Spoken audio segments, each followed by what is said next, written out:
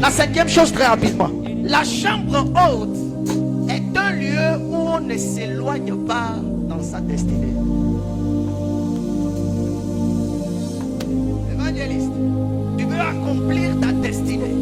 N'éloigne pas de la chambre haute. Ils montèrent dans la chambre haute. Ils se tenaient. Ce n'était pas leur première fois d'être dans la chambre. Souvenez-vous de Luc chapitre 22. Tu leur dis, allez préparer la Pâque. Cette chambre haute. Ça veut dire avec Jésus. Mais l'habitude d'aller dans la chambre haute. Une fois qu'ils sont revenus à Jérusalem, directement ils vont dans la chambre haute. La Bible dit où ils se tenaient d'ordinaire. Tu veux accomplir ta destinée. Ne t'éloigne pas de la chambre haute. Tu veux accomplir cette destinée. Ne quitte pas trop tôt la chambre haute. Celui qui quitte trop tôt la chambre haute écoute sa destinée. Celui qui quitte précipitamment la chambre haute, lui la met fin à sa destinée. Écoute-moi bien aimé. Tu peux perdre le chemin de ta destinée. Mais une fois que tu rentres dans la chambre haute, tu retrouves le chemin et à ta destinée. Parce que la chambre haute, c'est le chemin où Dieu te redirige. Chambre haute, le chemin où Dieu te donne une vision claire. Accomplis ta destinée.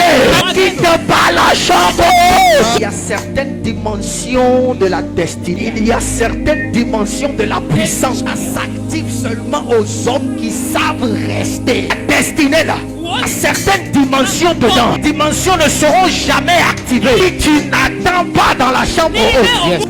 Il y a des dimensions de puissance qui sont ouvertes aux hommes capables de rester.